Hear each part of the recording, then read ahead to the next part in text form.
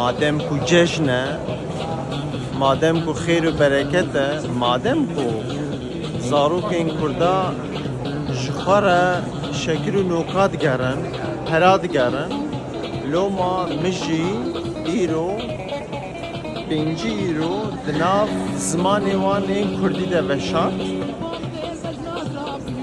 Min veşart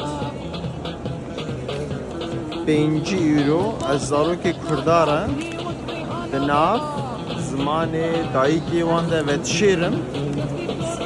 Bi qewlê wê trenda popüler deka veca bila peyda bikin, bi kuderê veşart ye. Hava min veşart li vir. Kom bibînin. Evvela lê min nere? Kom bibînin.